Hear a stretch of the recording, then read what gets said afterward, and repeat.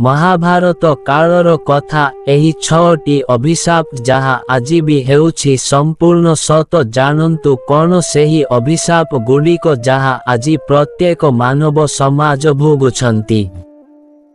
बंधुगण तेबे आउ काल विलंब नकरी चालन्तु सेही 6टी अभिशाप विषय रे जानिबा। भिडियोटी को मूलरु शेष पर्यंत देखंतु। प्रथमरे जेतेबेले गुरु परशुराम कर्ण को युद्ध विद्या शिक्षा समय रे परीक्षा बलरे जानी पारिथिले जे कर्ण जने क्षत्रिय किंतु कर्ण मिछ कहिथिले जे मु जने ब्राह्मण। तेनु गुरु परशुराम तांको अभिशाप देई कहिथिले जेतेबेले गुरुत्वपूर्ण तुमे काहा सह युद्ध करिबो सेतेबेले युद्ध विद्या भूली जिवो। एहा ही महाभारत युद्ध रे होइथिला।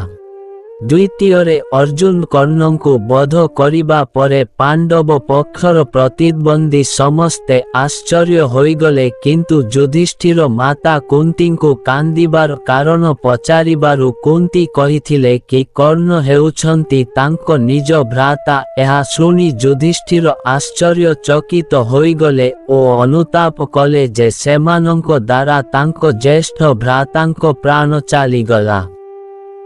एहा परे से रागी जाई कहिले आजी ठारू कौनसी नारी माने निज मध्यरे कौनसी रहस्य रखी पारिबे नाही ओ एबे सेही परी ही हेउछि।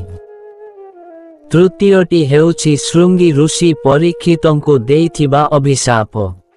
राजा परीक्षित पांडव मानंको परे हस्तिनापुरर राजा होइथिले। से एकदा वन को जाइथिबा समय रे देखिले समीर ऋषि बसी तपस्या करुछंती।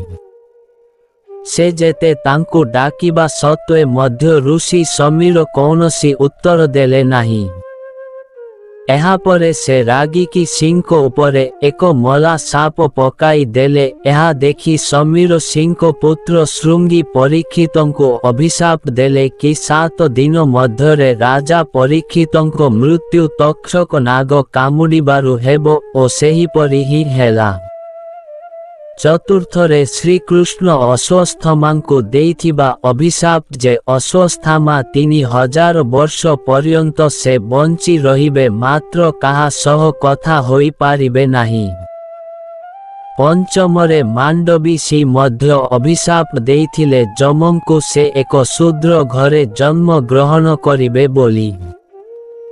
एहा परे से विदुर रूपरे जन्म ग्रहण करिथिले।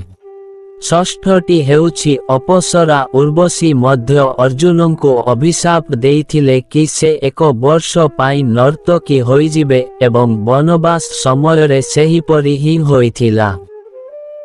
बंधुगण भिडियोटी भल लागिले भिडियो को गोटिए लाइक एवं आमर सत्य गाइडर यूट्यूब चैनल को सब्सक्राइब करिबा को भूलिबेनी।